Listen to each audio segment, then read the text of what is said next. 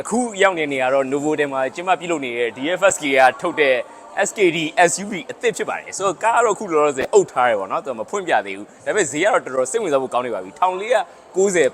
plus ပေါ့နော်ဆိုတော့1490နဲ့9ယောက်စီး SUV အသစ်ကိုစီးရမှာဖြစ်ပါတယ်ကဲအဲ့တော့ကားကိုကြည့်လိုက်ရအောင်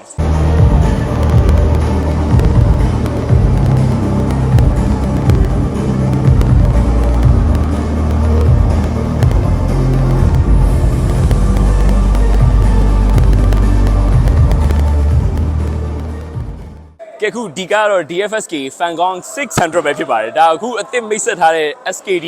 SUV 9ယောက်စီးမှာလုံးဝအသစ်မိတ်ဆက်ထားတဲ့ကားပဲဖြစ်ပါတယ်ဆိုတော့ဒီကားမှာကျွန်တော်ကြိုက်ဆုံးကတော့သူ့ရဲ့ဈေးပေါ့နော်သူ့ရဲ့ဈေးကတော့1490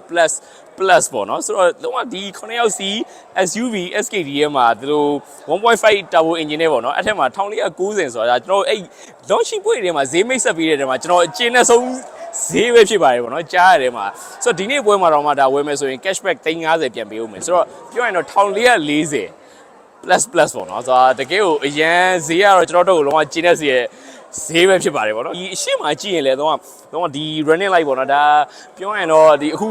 SUV trend SUV မှာလည်းမဟုတ်ပါဘူးတကယ် sedan တွေမှာလည်း trend တကယ် running light ကလုံးဝတောက်လျှောက်အပြည့်ပါပါတယ်ပြီးတော့ grill ကလည်းလုံးဝကြိုက်မဲ့Lexus ကားတွေရဲ့ grill နဲ့တော်တော်တူပါတယ်ကဲတော့ဆိုတော့ဒီအပြင်အကြည့်ရတော့တကယ်မိုက်တယ်ပေါ့နော်နောက်မှာလည်းတကယ်မီးအတန်းနေနဲ့ပြီးတော့အထဲမှာလည်းကျွန်တော်ကြည့်ရတော့ leather အနီတွေနဲ့ပေါ့နော်ဆို great လည်းတော်တော်ပြည့်ပါတယ် SUV တွေရဲ့ထုံးစံတိုင်းကိုခေတ်စားနေတဲ့ SUV ရဲ့ထုံးစံတိုင်းမီးကတော့အတန်းပဲပေါ့နော်ဆိုတော့ဒီမီးတန်းလည်းကြည့်လို့တော့ကောင်းပါတယ်ကဲခုနောက်မှာရေးရတော့ Fangong 600ပေါ့နော်ဒါ600ဆိုတော့သူ့ရဲ့ model number ပေါ့ great engine power ရင်းနဲ့တော့မဆိုင်ဘူးကဲတော့ဖွင့်မယ်ဆိုရင်ဒီကခလုတ်နှိပ်လိုက်ပေါ့နော်ဒါထုံးစံတိုင်း motor နဲ့ပဲပွင့်တယ်တော့ဒါကတော့ PC ထည့်လို့နေရတော့လေပစ္စည်းထည့်လို့ရတဲ့နေရာဒါကတော့9ယောက်စီနောက်ခုံနေတင်နိုင်မယ်ဆိုရင်တော့ပစ္စည်းကဒီနားထည့်လို့ရမယ်ဆိုတော့မြများတေခြင်းလဲဆိုရင်တော့ဒါကကျွန်တော်မော်တာထက်ပိုကြိုက်တယ်ပိုမြင်တယ်ဒီကျိုးဆွဲပြီးတော့ခောက်လိုက်ရုံပဲ Okay ဆိုတော့ဒါဆိုရင်တော့ပစ္စည်းအများကြီးထည့်ပြီးသွားပြီပေါ့နော်ဒါအလဲကုန်လားခောက်ထားတာလဲကုန်ခောက်ထားရင်တော့ဒါ SUV တွေပစ္စည်းအများကြီးစိုက်နေပေါ့နော်ဆိုတော့ဒီခုံပြန်တင်မယ်ဆိုလဲခုနကကျိုးဆွဲလိုက်ရုံပဲဆိုတော့ဒါအဲ့လောက်ကိုမြန်ပါတယ်ကဲဒါတော့ DFSK Fangong 600ရဲ့အတွင်းကမ်းပဲဖြစ်ပါတယ်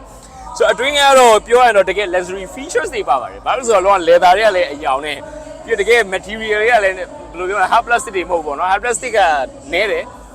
ဒီကောင်းတဲ့ material တွေသုံးတာများတယ် okay ဆိုတော့ဒါတကယ်အခုနောက်ပိုင်း trend ဖြစ်နေတဲ့ဒါ screen တွေပေါ့နော် screen တွေအဲ့လိုဆက်သွားတယ်aircon ကတော့ cloud တွေပဲသုံးရတယ်ကျွန်တော်ကတော့အဲ့ဒါကိုပိုကြိုက်တယ်ဘာလို့ဆိုတော့ aircon က screen နဲ့ဆိုလောက်ကန်ရတာသိနေတယ်ပေါ့နော်ခလုတ်တွေကတော့ဒါ physical ခလုတ်တွေကတော့အကောင်းဆုံးပဲ aircon ခလုတ်မှာရှေ့ဟာဒီ gear ဘေးကခလုတ်တွေကလည်းဒါပြောရရင်တော့ကဲ driving mode ခလုတ်ကတော့အဲ့ထဲမှာတော့ကျွန်တော်အဲ့ထဲမှာစိတ်ဝင်စားဆုံးခလုတ်ပဲဆိုတော့အဲ့ဒါလေးကိုဒီလိုလေးနှိပ်ရတာပေါ့နော်ဆိုတော့အဲ့လေးကိုနှိပ်မယ်ဆိုရင်တော့ sport mode normal mode eco mode တော့ပါတယ် okay ကဲပြီးတော့ဒီgear ကတော့6ချက်ပေါ့နော် gear ကတော့6ချက် application တက်ရှိတယ်ဆိုတော့ application နာမည်ကဘယ်လိုခေါ်လဲဆိုတော့ car auto လို့ခေါ်တယ်ဆိုတော့ car auto နှိပ်လိုက်မယ်ဆိုရင် QR scan ပါလာမယ်အဲ့မှာဖတ်လိုက်မယ်ဆိုရင် application ဆွဲပြီးတော့ဆိုရင်ဖုန်းတွေချိန်လို့ရမှာပဲပေါ့နော်ဆိုတော့ဒီမှာအဲ့ဒါပါပါတယ်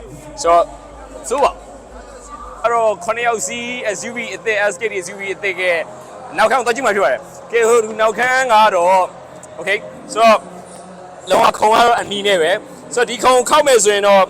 ဒီကနေခောက်ရင်တော့ဒါကြောမီပေါ့လေပြီးရှေ့တို့နောက်ဆုံးအားလုပ်လို့ရတယ်ဆိုတော့အဲ့နှစ်ခုလုံးဒီပိုင်းနဲ့လုပ်မယ်ဆိုရင်ဒီကခလုတ်ရှိရဒီပခုံးနာမိုင်းခလုတ်ဆွဲပြီဆိုရင်တော့ဒါတော့ရှေ့ရောက်သွားဆိုတော့ဒီကနေလူကဝင်လို့ရပြီဆိုတော့ဒါကတော့မစိုးဘူးပေါ့နော်ဒါဝင်ရတာအရင်ကြီးတော့မခက်ပါဘူးနည်းနည်းတော့သူက space ရှိရဆိုတော့မသိရလူတွေဆိုရင်တော့ဒါကိုဘယ်လိုပြောမလဲရှေ့တိုးကြီးပဲဒီတိုင်းပဲရှေ့တိုးကြီးပဲဝင်မယ်ဆိုရင်တော့နှစ်ခုလောက်ရမှာပေါ့လေဆိုတော့ဒီကနေဆိုတစ်ခုလေးလုပ်လို့ရတယ်ဒါပေမဲ့အဲ့ခလုတ်ကဟိုဘက်မှာတော့မပါဘူးဒါပေမဲ့ကိစ္စမရှိပါဘူးဒါ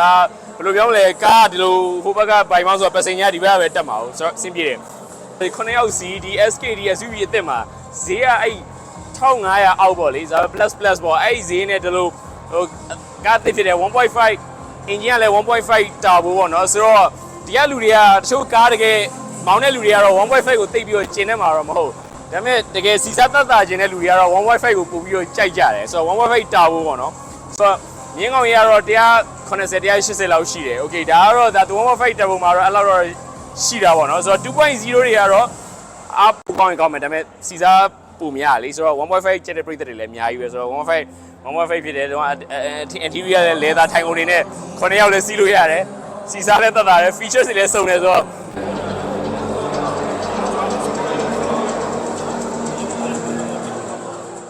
ပွဲကတော့ပြီးသွားပါပြီဆိုတော့ဒီကားတွေကိုဝယ်ခြင်းအခုဆိုရင်တော့ဝယ်လို့ရပါပြီဆိုတော့ DFSK မြန်မာ Facebook page လေးရှိပါတယ်အဲ့မှာဆက်သွယ်ပြီးတော့ဝယ်ယူနိုင်ပါတယ်ဆိုတော့ဘလို့ဖြစ်ဖြစ်ခုနထပ်ပြောပါမယ်ဈေးကတော်တော်ကိုကျွန်တော်တို့အဆင်ပြေတယ်ပေါ့နော်ကဲခုတော့ပွဲတော့ပြီးသွားပါပြီကဲ